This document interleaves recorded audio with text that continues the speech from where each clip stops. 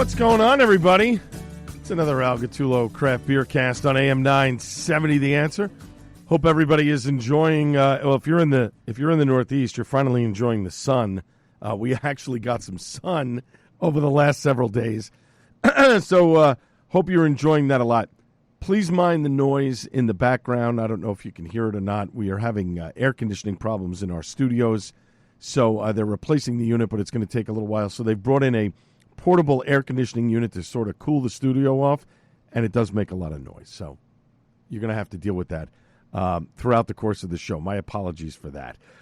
Coming up in 20 minutes, Bree Devlin, the executive director of the Brewers Guild of New Jersey, is going to join me with lots to talk about. New Jersey Beer Week. It's coming up July 13th through the 20th. Finally, the Garden State's going to have a beer week of its own. I'm excited about it. Bree's excited about it. I know the Jersey Brewers are excited about it on the heels of a very successful Battleship New Jersey event down in Camden. This is some awesome news going into the month of July. Cannot wait to give you all the details with Bree. That's coming up in just about 20 minutes from now. Portions of the program brought to you by River Horse Brewing, and we thank them for sponsoring the show. Great summer memories. They're born out of simplicity, and that's the basis for the timeless Summer Blonde recipe at River Horse Brewing Company based out of Ewing, New Jersey. They've been turning heads for over 20 years. You remember this beer, this Golden Beauty Blonde Ale, brewed for beach days, backyard laughs, and all your summertime adventures, a good tailgate while waiting for a concert. Who's the hippo behind the beer? Well, that's Eleanor. She's the face of Summer Blonde, styled in her yellow bow with blue polka dots and rockin' yellow lipstick. For more information, follow them on Facebook and Instagram at River Horse Brewing. Duclaw Brewing is also a part of them. So we're happy that both breweries are supporting the Craft Beer Cast. And Albert G at NYCRadio.com. If you want to help support the Al Gattullo Craft Beer Cast, I would greatly appreciate it. Let's get into some Jersey beer news, because there is a lot of it. So wines and beer that are made with Garden State products could feature New Jersey fresh labels under a bill that lawmakers advanced a week ago this past Thursday. From Assemblywoman Andrea Katz, a Democrat out of Burlington, she said, I would love to encourage our producers of spirits to get their products, get what they need, their supplies right here in the state. Let's encourage it. Great idea. The Jersey Fresh program began in the 1980s to inform consumers about produce grown in the state and promote buying from local businesses. In order for farmers to use a Jersey Fresh logo, they must show they meet U.S. Department of Agricultural standards, and the USDA can conduct regular inspections. Under the bill, a beverage should be made with at least 51% of in-state produce like potatoes for vodka or barley for beer to qualify for the Jersey Fresh designation. Farmer John Hart told the committee the legislation would help small farms promote their products and bring farmers into another industry. Again, another great idea. Well, Assemblywoman Dawn Fantasia, a Republican from Sussex, called the bill a step in the right direction. She said that the threshold is too high for businesses in New Jersey, home to harsh winters. Fair point. She said she's heard from distilleries and breweries who find it's hard to source products year-round to meet Jersey Fresh standards. In off-season, we might be importing grapes in, so unless we're counting the water as being sourced in New Jersey, I think the 51% is too high of a standard, Fantasia said. Katz said the standard is set by the agricultural industry, and the idea behind the bill was born out of a New Jersey agricultural convention where none of the spirits had Jersey labeling on them. Katz says it's just a little bit of a unique label on that to show us that it's from New Jersey, and hopefully it will grow. Members of the Assembly Committee, Economic Development, and Agricultural Committee passed the bill by a 7-2 vote, with one abstention from Fantasia. The measure, introduced last month, does not yet have a Senate companion. This is an important thing here. New York does this, and it works. If you use a majority of your ingredients from New York on the farms, you can call yourself a farm brewery. You can then serve cider and wine and make cocktails in your brewery. This is a game changer for breweries. Now, this bill doesn't do that, but I think with a little work, this could happen, and something I'd like to talk about with Bree coming up in a little bit. But it's a conversation that it may not happen this year. Maybe it's next year. Maybe it's the following year. But this is something that needs to be on the table and needs to be discussed. It would be a game changer for everybody. I agree with Assemblywoman Fantasia from Sussex that it's a step in the right direction, but the fact that New Jersey winters are sometimes harsh, you might not be able to source all of the ingredients that you need. there could be a workaround on that. Maybe you lower the threshold a little bit. Maybe it's seasonal. Spring, summer, you've got to get it. You've got to get a certain percentage. Maybe fall, winter, it's a lesser percentage to still count. This would also promote farmers to be growing barley. The only one that I know that's growing that is Screamin' Hill. I could be wrong, and if I am, please inform me. Would love to know. But that could be a big deal. Farmers could get in on supplying breweries. This would be a big deal. It's a game changer. It's a game changer. It helps everybody out. This would be awesome. I hope that this bill comes out of committee. I hope the Senate crafts a bill. Maybe, hopefully, they can get it on the docket this year. Maybe not. Maybe it's next year, but it is definitely something to move forward and look forward to. We shall see what happens. Now, as I said, the New Jersey Craft Beer Week is going to be taking place July 13th through the 20th. We'll get more details, and I'll have them very soon, and I'll get them probably within this show. You'll know about it, and then we'll talk to Bree about it in our third segment of the program. It's going to be great. I believe the initial stuff that's going to happen early in the week is they're going to do tap takeovers at a lot of different places. I heard the Cloverleaf was mentioned. There's going to be a bunch of places around the state that's going to have these specific New Jersey beer events. That's going to be a lot of fun. I'm hoping that it culminates in some grand thing on the weekend. Probably not.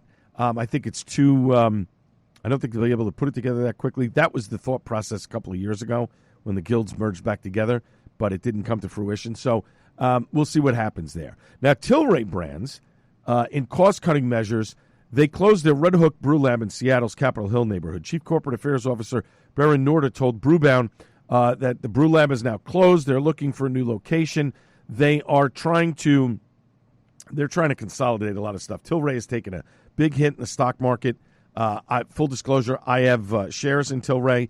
Looks like that stock's going to get split by the end of the month. They are trying to do what they can to keep things afloat. Because remember, cannabis is not legal in the United States, only in certain states, not everywhere across the country. So they're trying to offset that with the beer business, and they're having their issues. So they are, again, they're shifting things, they're moving businesses around. It's a lot of cost cutting, and they're going to continue to do more work on the beverage side of things to get things done. They even shook up their beverage leadership. Division President Ty Gilmore left. Chief Growth Officer Prinz Pinkat is taking over now. They've also announced that Breckenridge Distillery Chief Operating Officer Ken Bonnet and distillery founder Brian Nolt is going to lead Tilray's spirits business going forward. They obviously have experience in that. They're going to move that forward. So a lot of changes going on within Tilray, hopefully with positive results. That would be a good thing. Samuel Adams Brewing every year does this event called the American Dream, the philanthropic program that supports food and beverage entrepreneurs nationwide.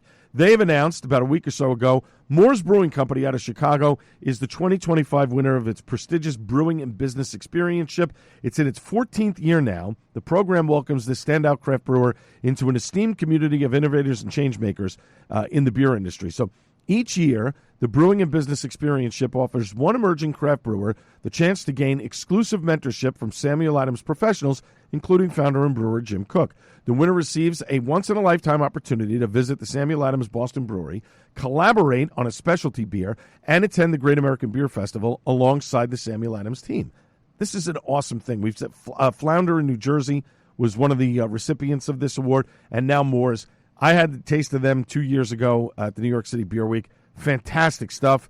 Moore's Brewing Company, founded in Chicago by Damon Patton, Jamal Johnson, and Anthony Bell back in 2021. They've expanded into over 500 retailers nationwide.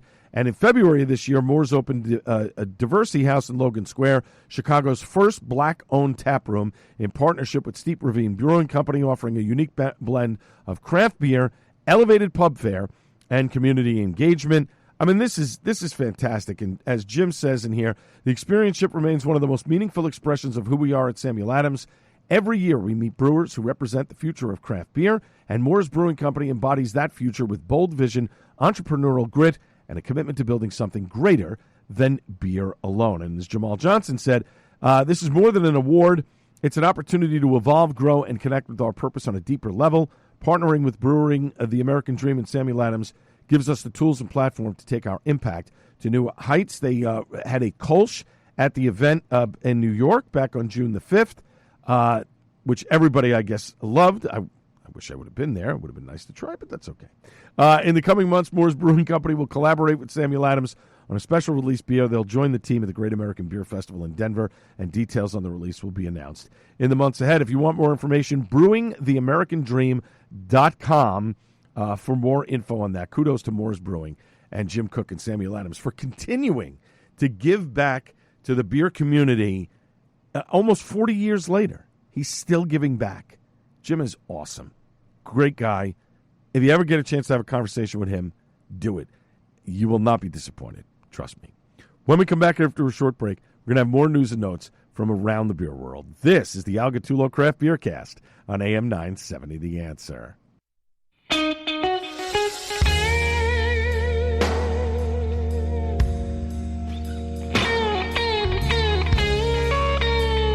Welcome back to the Al Gattullo Craft Beer Cast on AM 970 The Answer. Hope everybody is doing well, and especially on the East Coast, you're staying cool. Boy, we had a little bit of a heat wave.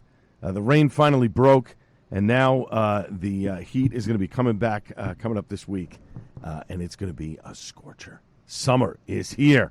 I love it. In 10 minutes, Bree Devlin, the executive director of the Brewers Guild of New Jersey, is going to join me to talk about New Jersey Beer Week. That's coming up starting Sunday, July 13th. It'll run through Sunday, July 20th. The Garden State has a beer week of its own finally, and I am so excited about it. A lot to talk about with Bree. You don't want to miss it. Some things that are going to be happening during Beer Week. What's going to happen in the future with Beer Weeks? I think this is a good thing, and maybe some surprises, too, on the heels of a very successful Battleship New Jersey event that happened yesterday down in Camden. This is awesome. That's coming up in just about 10 minutes from now. I've been telling you about Cheers in Chester, that wine and beer fest. That is happening, rain or shine, Saturday, July 26th, 3 to 7 p.m., Municipal Field, 134 Main Street in Chester, New Jersey. General admission tickets are $60. It's a 4-hour session, features samples of over 100 styles of craft beer, wine, and spirits, fantastic live music from Duckface, delicious food, wonderful vendors. Now, if you use code DAD, that's D-A-D, before June 29th, you can get $15 off of your ticket. So, do the math. That's $45 for 4 hours of unlimited beer, wine, and spirits. That's pretty good. So, again, $15 off your ticket if you use the code DAD before June 29th. You have to be 21 and older with picture ID for entry. Chairs, blankets, pop-up tents, pets are welcome. No kids or strollers. Outside food or drink, large bags, or knapsacks. It's a benefit for the Chester First Aid Squad. The complete event info is cheersinchester.com. On that same day, on Saturday, July 26th, I will be on Staten Island for the 5th year in a row, the beer and pizza event that everybody talks about. It's Killsborough Brewing's Pizza Party. It's a beer festival that features some of the region's top brewers and the island's top pizzas. It'll be held again, Snug Harbor Cultural Center. The beneficiary of the fundraising event, all the proceeds go directly to Snug Harbor, which I think is great. It's a 4-hour picnic-style celebration of beer and pizza in a lovely park setting full of beer and pizza, outdoor games, and a dunk tank. Tickets are $75. They will sell out, so if you're waiting until day of, probably not a good idea. You can bring the kids along for just $25 for a ticket for them. They get unlimited pizza. They don't get the beer. You can bring pop-up tents, chairs. It's a great time. I'm there every year. I will be back there again this year. My son is actually coming with me. That's going to be a lot of fun. They've announced the beers that are going to be there. So far, obviously, Killsborough, Alternate Ending, Human Robot, Wild East. Additionally, the next 4 they've released, Icarus Brewing, Transcend, Farm One, and Two Villains Brewing will all be at the event so far. They'll have updates. Just go to their Facebook page or Instagram account at Killsborough to get all the information there. Our friends from WeldWorks, it's a 5-way mega collab. Listen to this. WeldWorks, Other Half, Angry Chair, The Veil, and Side Project Brewing. I love Angry Chair, I love Other Half, love WeldWorks, love The Veil. I think I've had some stuff from Side Project. This is awesome. The last time this happened, 2021, plus the release includes a WeldWorks fan favorite in Media Noche form, Bam Bam Noche Noche. So tickets for the Cookies and Cream Marshmallow plus Vanilla Bubble Wrap and Bam Bam Noche Noche are already on sale on Eventbrite. The pickups begin this coming Friday, June 27th at 11 a.m. It'll run through Sunday, July 13th at 7 p.m. All extra shipper everything. The other collab from the Fantastic Five will have cans and draft available for purchase at the brewery starting on Friday, June 27th, while supplies last. Cookies and Cream Marshmallow and Vanilla Bubble Wrap Mega Collab. It is a blended bourbon, barrel-aged imperial stout aged for over 27 months. It's then conditioned on Oreos, toasted marshmallow fluff in Madagascar, and Congo vanilla beans. Oh, my God, my blood sugar is already racing. This collaboration with Other Half the Veil, Side Project, and Angry Chair, along with WeldWorks. That's available in 500-milliliter bottles. And then the all extra shipper everything is an 8.4% hazy double India Pale Ale with Citra, Nelson Sauvin, Cohia Nelson, and Peacherine hops. They're available in 16-ounce cans. That sounds fantastic. And Bam Bam Noche Noche, this is a project WeldWorks has dreamed about for years. It is a bold fusion of the brewery's fan favorite Bam Bam Rubble Rubble, a strawberry marshmallow, vanilla, and fruity rice cereal beer with a complexity of barrel aging. It's imperial stout basis from 7-year-old Weller bourbon barrels, which rested for over 32 months. This is just insane. And it's available in 500-milliliter bottles. If you can score it, God bless you. If you can pick it up right from the brewery, even better. The wine window has debuted in Times Square. Listen to this. New York City's first wine window is now open in Times Square. The Italian city of Florence is known for the Bucchette del Vino. They go back to the 16th century when winemakers would sell flasks of wine through small arched openings often built into the facades of historic buildings. The idea was to avoid having to open for business and pay taxes, but they later became a safe way to sell wine when the plague struck in the 17th century. Now, New Yorkers and visitors can get wine slipped through an Italian-themed window that's set up on Broadway between 43rd and 44th Streets, along with items like espresso, gelato, and paninis. That's pretty cool. I might have to check that out. If it's open, I'm going to be in Midtown next week. Maybe I'll check that out. Bold Rock, the #1 regional cider brand, has launched a limited-release hard cider to celebrate their 13th birthday. The new style is the winner of their February Flavor Challenge. Bold Rock fans shared ideas for a new flavor to celebrate the brand's milestone. The team received over 1,000 submissions, and 2 styles, limoncello and honeysuckle, selected for a final online vote in which a little over 1,200 people casted a vote for their favorite.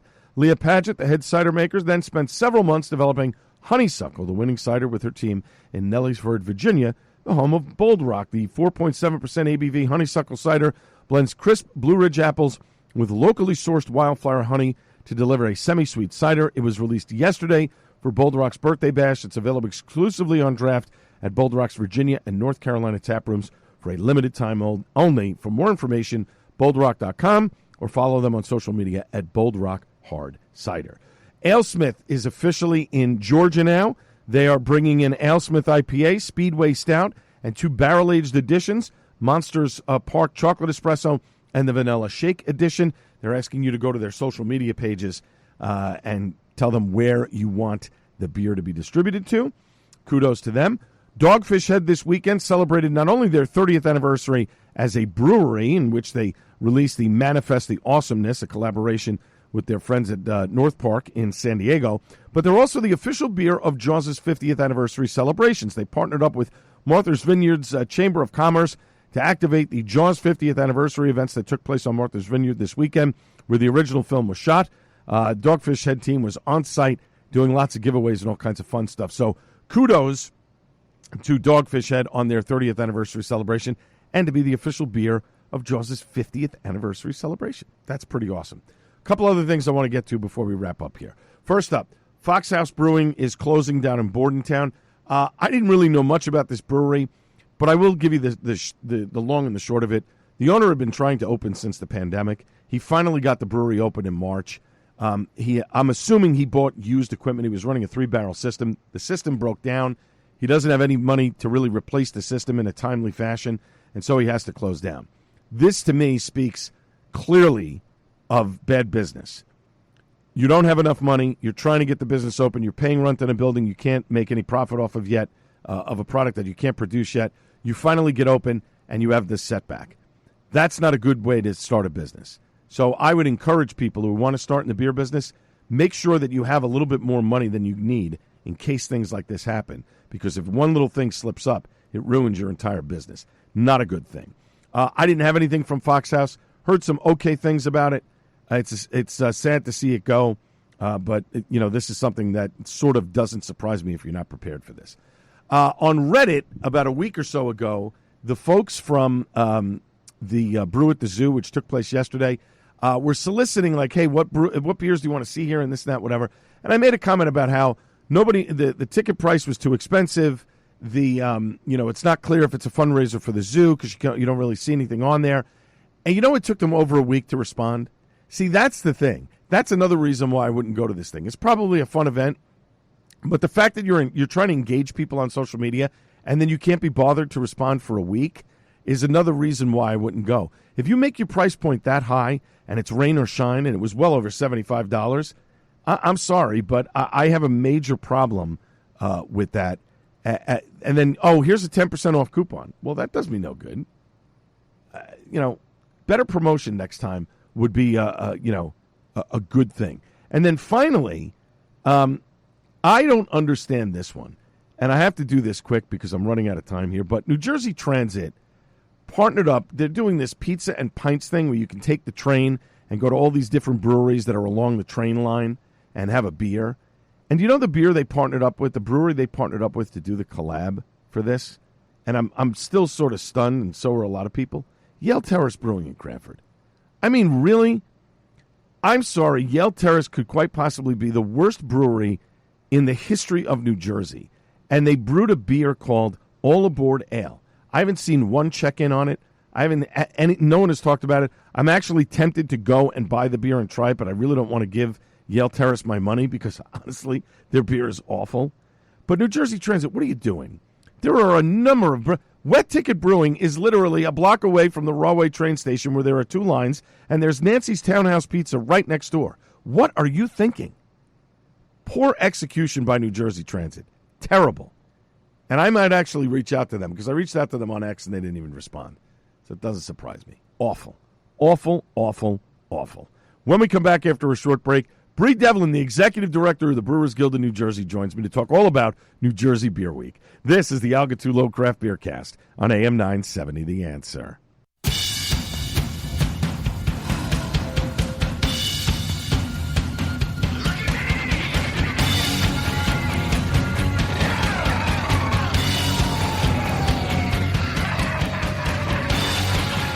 You ready? Are you ready? Welcome back to the Al Gattuso Craft Beer Cast on AM 970, The Answer. Why should you be ready? Well, I will tell you why.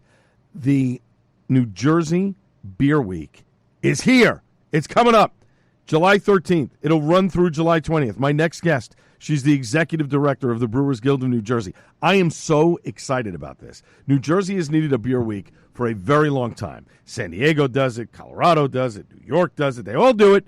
New Jersey hasn't been able to do it, and now they're doing it. It's going to start on Sunday, July 13th. It'll run through Sunday, July 20th. You can follow the Guild on Facebook and their website and all this. It's facebook.com/NJBeer. The website is brewersguildnj.com. They're on Instagram as well, all over the place. Let me welcome back to the program the executive director of the Brewers Guild of New Jersey, Bree Devlin. Bree, how are you? Hey, Al. Oh, great. Thanks for having me. Nope. I'm also excited about Craft Beer Week, so I'm excited that you're excited. I'm sure my liver is not excited about it, but too bad it'll have to deal with it. But before I get into New Jersey Beer Week, I would be remiss if I didn't ask about Battleship New Jersey, the event that was held Saturday in Camden, New Jersey. Finally, we got some great weather after, 17 weeks of straight rain every Saturday and Sunday. Got great weather for an awesome event. How did it turn out? Oh, Al, I mean, seriously, I think that we all needed that light at the end of this, what felt like 15 days straight of rain. Right. It was great. The weather was awesome. Great turnout. We had, over 20 breweries there. So I'm very happy. That's awesome. Now, this week has been a long time in coming. I know that last year the Guild was trying to put some things together. It didn't work out, but now it's here. And it's, literally right around the corner. New Jersey Beer Week, it starts on Sunday, July 13th. It ends on Sunday, July 20th. How is this going to roll out, Bree? Yeah. So it has been a long time coming, and I'm really excited that we finally got it into the world. So we're going to be hosting 3 kickoff events. We're working on a 4th for the shore area at the moment.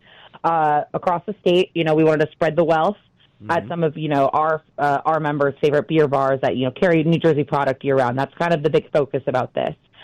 Is really getting, New Jersey beer back on draft. It's been, kind of a struggle for our breweries to, with their on-premise accounts like restaurants and bars. So this is a really good opportunity to also, have our beer drinkers back at these, places that are supporting our members year round. So we'll be holding one from 10 to 2 at Cloverleaf in Caldwell. Great. The landing in Hillsborough will be from 3 to 8 p.m. and then at Cinder Bars Cross Keys from 12 to 4 p.m. So, so those will be our 3 kickoffs right now. And then throughout the week, our members will be hosting, events at their own respective breweries. We're currently talking to multiple bars throughout the state that want to be involved. So I'm really happy with how this is coming together. We're talking with Bree Devlin, the executive director of the Brewers Guild of New Jersey. New Jersey Beer Week starts on July 13th. It runs through Sunday, July 20th. You can follow them on Facebook, facebook.com/NJBeer. The website for more info, brewersguildnj.com, here on the Al Gattullo Craft Beer Cast on AM 970 The Answer. So I love that you're going to spread it around the state with events to kick things off on that Sunday. And you mentioned the brewery reps. So the reps from breweries will be at various locations throughout the week if they want to talk to folks about their beer? Meaning that they at their own breweries. Yeah. Oh, okay. They'll be all hosting events. I know some breweries are talking about different beers for the week. So but like I said, we're trying to work with as many different locations as possible to get people hanging out with some of our breweries. And what has been the reception? Because I know, that's the thing. You're trying to get New Jersey beer back into bars. I'm not specifically speaking of the breweries, but you're just trying to You're trying to spread the wealth a little bit. And places like the Cloverleaf, places like the Landing, places like Paragon Tap and Table, are great places that have really spotlighted New Jersey beer over the years. What is the disconnect between the beer bars and the breweries? Is it the restaurant lobby that wants to just put in the macro beers and doesn't care to serve their audiences, or is there something else there? I think there's a lot of things to kind of consider when it comes to things like this. I think one big thing is New Jersey really hasn't had its fair shot about being known as a craft beer state, which is crazy, right? We have the best water, right? But it's one of those things where I think one statistic that we're kind of just letting people know is that New Jersey ranks 9th lowest in breweries per capita and 45th in gallons consumed per 21 year old adult. Right. So I think what we're seeing is that I think we're kind of in this, what I feel like is more of a renaissance of New Jersey craft beer, which I'm excited about. I think, as we see these breweries close, that, we're really trying to limit, especially with putting together things like this. Right. We're also, seeing on the horizon so many that are opening. Right. So I'm really hoping that with bringing this, people are like, oh yeah, New Jersey beer is what we should be drinking because it's good, and I think that's kind of, what, again, there's so many different factors about it, but I think, we can really help with the exposure of it. One other thing I also want to kind of bring it back to is, up until January of last year, breweries were limited on the amount of things that they could do in their tap rooms. So I think that was definitely a huge factor into kind of where we're seeing, with different closures and stuff like that too. So I always obviously want to acknowledge that. Yeah, and Bree, and I agree with you. I think we are seeing a little bit of a renaissance in New Jersey. I know a lot of people have focused on the negative. I've certainly focused on it over the last several months about how so many breweries are closing and stuff. But I think it's a combination of things. I think it's not only the drinker, the younger audience is not drinking, but I also think in some instances the business plan of the brewery is not exactly the best, and they're sort of winging it, and that's not a good thing in this economy. Maybe the beer is not as good as it, people were expecting it to be. And obviously there are other things that cramp up that you just don't account for. Equipment breaks down. You don't have the funds for it. You start out with a certain plan, and then you sort of pivot into another direction because that's where you think things are going, and you make some mistakes, and that happens in any business. Even if business is doing so well, there is attrition in the business, and I think we're seeing I guess for lack of a better term, we're seeing a correction of the guys who didn't have the best plan in place. They're sort of petering out, whereas the people who have held steady or have pivoted properly during all the turmoil that's happened over the last 5 years have really, succeeded and continued on in business. So I do agree with you that there is a renaissance in New Jersey. And let's face it, your beer had better be good coming out of the box, or you're going to have a problem competing with all of the shelf space and the tap space and et cetera, et cetera. We're talking with Bree Devlin, the executive director of the Brewers Guild of New Jersey. New Jersey Beer Week starts on Sunday, July 13th. It runs through July 20th. Plenty of events on that Sunday. Like Bree mentioned, she mentioned the Cloverleaf Tavern. She mentioned the Landing. It's going to be great. Facebook.com/NJBeer. The website is brewersguildnj.com. We're here on the Al Gattullo Craft Beer Cast on AM 970. The Answer. Now, is there? I know there isn't going to be a festival involved at the end of the week of Craft Beer Week, but has there been any thought of doing something for next year, maybe at the end of the beer week, to sort of hold a grand event, Bree? Absolutely. The timeline on this one, with me just starting in January, that made the timeline a little bit, shorter than I think, Sure. We'd like to really put things together for this. But absolutely, I mean, next year it's just going to be bigger and better.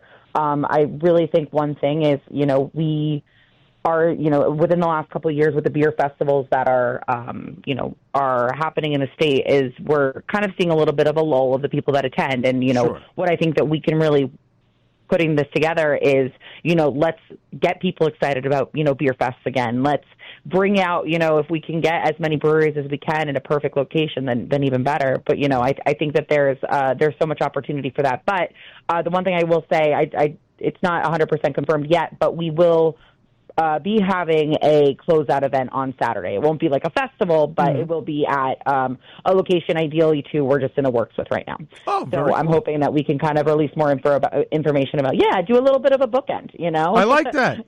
No, that's a great idea and, because close it out. Yeah, close it out. It's a great idea because I've noticed over the years some of the Brewers Guilds have sort of like, well, we used to hold this big event, now we're going to hold something a little bit smaller, and that's okay if you're holding it smaller if the price point is right and you're doing it the right way. Some have said, no, we're going to continue to do a grand event because we think it's important to spotlight, the breweries and stuff, and that's fine too. But again, I think in the way the economy is shifting, I think you sort of have to, hey, we have to figure out, first off, we're doing it in the summer. Is it rain or shine? Is it this? There's a lot of variables there, and you don't want to, you don't want to do too much, but you also don't want to do too little because you absolutely want to draw people to a closing event, which I think is great. Now, last one from me, Bree. I noticed this on the website, so I have to ask you. Coming up in the fall, for the first time, I think, the Guild is going to host a New Jersey Brewers Conference. This is pretty awesome. Yes. So you're getting the brewers together, and can people from the general public attend this? So it is not open to the general public just Okay. because we are kind of limited in the amount of, we are holding it at a conference center. However, that doesn't mean, this is our first year doing it. We're working with Craft Beer Professionals, which, is a company that, they really work to get people connected in the beer industry. So, they've done something like this before in Virginia. And for our first one, we decided, you know what? I've got limited time to really spearhead this forward. Let's work together and put something, really great. So it's going to be in Hackensack. So it is mainly for people within the industry. Okay. But we are looking for presenters currently at the moment. Okay. So if anybody is interested in submitting, we have a great Allied Trade membership program as well. So to be, so if, you think that you'd be great at being a partner with our industry, shoot me an email. Awesome. And the website, if you want, go to brewersguildnj.com. There's a space for events. It's right there on the page. You click on it. It goes in. It gives you an entire breakdown of what's going to happen over the 3 days, which is happening on October 13th through the 15th in Hackensack, New Jersey. I think this is really cool. I think this is a great resource for the brewers in New Jersey to sort of get together and sort of, strategize and figure out, hey, what are the things that we can do to make New Jersey beer even better and get the customers to come into our breweries. This is pretty awesome. Yeah, and that is exciting, too, because, Philly Craft Beer Week is, the Craft Beer sorry, let me repeat that. I'm excited too because the national craft beer conference is in Philly in the spring. Right. So I think this will be really great to get everybody together, get some ideas going, because there's no reason that New Jersey's not, especially the Guild, isn't going to represent after, any of the events in CBC in Philly. So absolutely. I'm very, very excited. I love it. My guest has been Bree Devlin, the Executive Director of the Brewers Guild of New Jersey. New Jersey Beer Week, Sunday, July 13th. It runs through July 20th. You can follow them on Facebook, facebook.com/NJBeer, easy for me to say. And the website is brewersguildnj.com. Again, Craft Beer Week, July 13th through the 20th. Bree, thanks so much for joining me tonight. I very much appreciate it. Thanks, Al. You got it. Up next, it's time for Suds and Duds on the Al Gattullo Craft Beer Cast on AM 970 The Answer.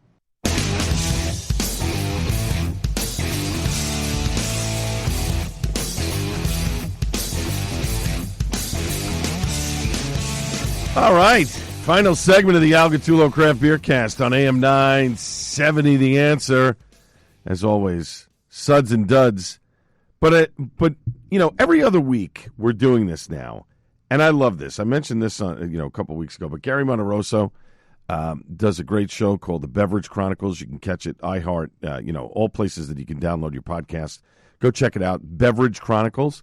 And he does a little segment for this show called News That You May Have Missed. And this week's edition of News, that your bi-monthly edition of News That You May Have Missed, has to do with barrel-aged beers. Let's get into it with Gary right now. I'm Gary Monterosso for the Al Gattullo Craft Beer Cast. Barrel aging isn't a new concept for brewers, and it's clear why. The time a beer spends in a barrel brings a level of complexity and flavor that can't be replicated otherwise. While whiskey or bourbon barrels are often the go-to, aging beer in barrels that once held wine introduces an entirely new layer of flavor. I want to share two specific ones that I highly recommend. The first is Interlude by Allagash Brewing. A portion of this award-winning Belgian-style ale is aged in red wine barrels, which lend to a plum character with an almost tannic finish. Next is Cloaking Device from Brooklyn Brewery. This porter was aged in French oak red wine barrels. It's a limited release beer and has notes that are earthy with hints of vanilla and cacao fruit. It's clear that brewers will continue to explore the world of wine barrel aging and push limits. All right. News that you may have missed, barrel aging beer. Gary, I love it. Thank you. Two beers that I've not had that if I ever get the opportunity to drink them, those are great recommendations. Thanks, Gary. News that you may have missed. I love it. We're doing that on a bi-monthly basis, so I thank Gary Monterosso for that. Beverage Chronicles is his podcast. You definitely want to check it out. You will not be disappointed. Of course, portions of this program brought to you by River Horse Brewing. Great summer memories born out of simplicity, and that is the basis for the timeless summer blonde recipe at River Horse Brewing Company, based out of New Jersey, Ewing, New Jersey, by the way. Turning heads for over 20 years, this Golden Beauty blonde ale brewed for beach days, backyard laughs, all your summertime adventures. And who's that hippo behind the beer? Well, it's Eleanor. She's the face of Summer Blonde, styled in her yellow bow with blue polka dots and rockin' yellow lipstick. For more information, you can follow them on Facebook and Instagram at River Horse Brewing. Good stuff from there. So I wanted to recap Icarus Brewing Company's Lagerfest from last week. I guess this was the fifth Lagerfest from Icarus. Very cool. It was a fun day, although the weather didn't exactly cooperate, which was kind of sad. I was really looking forward to, a nice sunny day, some bands outside, and just kind of relaxing on the, in the beer garden. Unfortunately, I underdressed. I was in a T-shirt and shorts. I should have wore pants because it was a little chilly, but I had a great time with Denny from New Jersey Beer Partners, and got down there about just around noontime. And, I will say this. It was well attended, but I think the weather had a lot to do with the fact that it should have been more crowded. Let's put it that way. And I think the weather sort of dampened that a little bit. But then again, I left probably around 5 o'clock or so, something like that. So I wonder if more people showed up. But we'll leave it at that. I did get a bottle of the Eastern Horizons barrel-aged vanilla Baltic Porter. I have not had that yet. It's an 8.7%. ABV beer. I love barrel-aged stuff. First off, I love porters. So always a good thing. Vanilla, come on. You're barrel-aging it and there's vanilla in it? Yeah, you kind of got me there. I mean, that's kind of obvious. So, very happy that was there and I was able to get it. And I don't know why I didn't. I was planning on drinking it, but then I forgot I was going to have a pour. But then I just decided not to, probably because I was driving. So that probably made more sense that I didn't have that there, and I'll just have it at home. But anyway, first thing I had was Feathers in the Garden. Now, this is a collaboration. I'm trying to pop up the label because this is a collaboration with, I wish they had the brewery here. Let me just check. Let me see if they have. There it is. Skinny Flowers Brewing. This was fantastic. This had a really nice flavor to it. A little leaning, like more, almost like. How did I'm trying to figure out. It was light. It was very light, but it just I can't remember the flavor that I was getting out of it. But it really drank nice, almost like a wine quality, in a sense. Delicious. Now, I had not heard of Skinny Flowers. They're getting ready to open. Apparently, I believe, if I remember correctly, they're opening in Fort Monmouth. So there's going to be another brewery going in where Bird's Mouth is, which I did not. I was not expecting another brewery to be going in there. But now I'm trying to call up the. Let me see if I get there. Flowers Brewing. Okay, let's see. Yeah, Fort Monmouth. They're going to open in Fort Monmouth. That's pretty cool. So. Another option if you're heading into Fort Monmouth. Delicious beer. Then I had the Carton collab, the Augie Steiner. Man, this was great. That's a banging lager. I could drink that all day, every day. In fact, I did drink one with Augie from Carton, who happened to be there, which was really nice that he stopped by, and really enjoyed that one a whole heck of a lot. Au revoir. Sweet, crushable, really, really nice.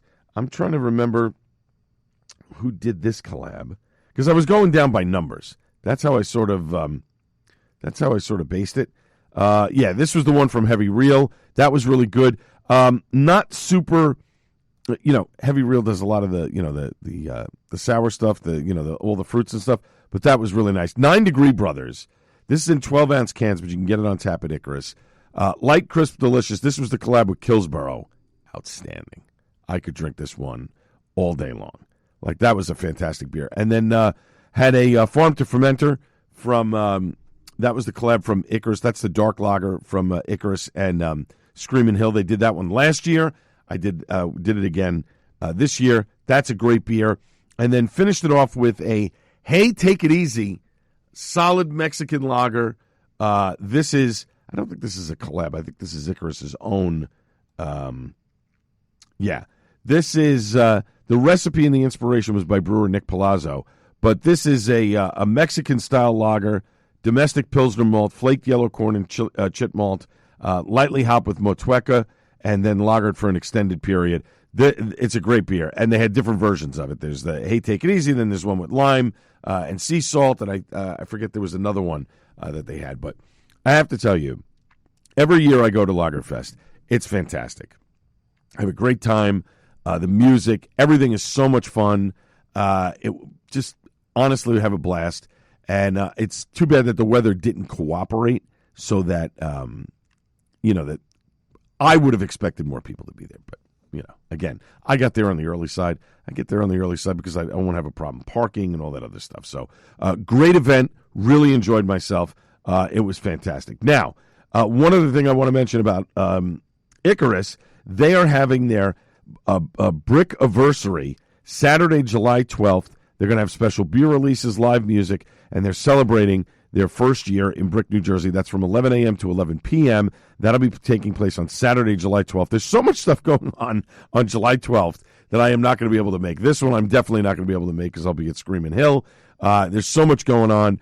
But definitely check it out. Again, their 1-year anniversary in Brick coming up on Saturday, July 12th. My thanks to everybody involved in the show, as well as my guest, Bree Devlin, the Executive Director of the Brewers Guild of New Jersey, and, of course, last but not least, the great Buddy Watson. I'll be back live on the Joe Piscopo Show Monday at 6 a.m.